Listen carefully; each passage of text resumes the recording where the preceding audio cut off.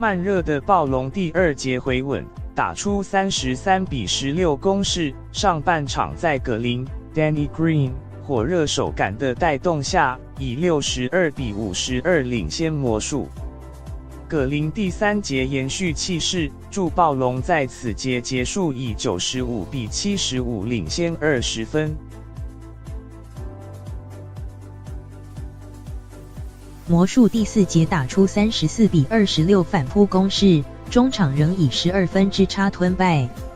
暴龙6人得分达2位数，葛林15投11中，3分球10投7中，缴出个人本季最高29分、5篮板。雷纳德、Kawhi Leonard 和伊巴卡 Serge Ibaka 皆获15分，各抓7记和6记篮板。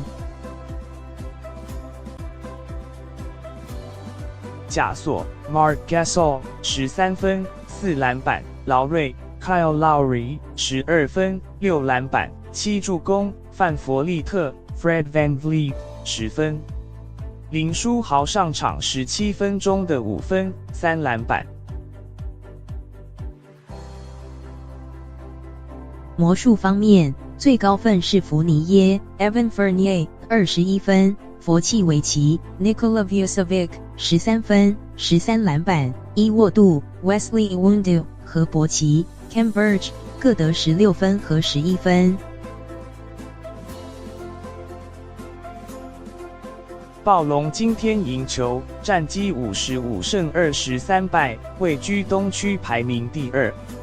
魔术38胜40败，还在努力争取季后赛门票。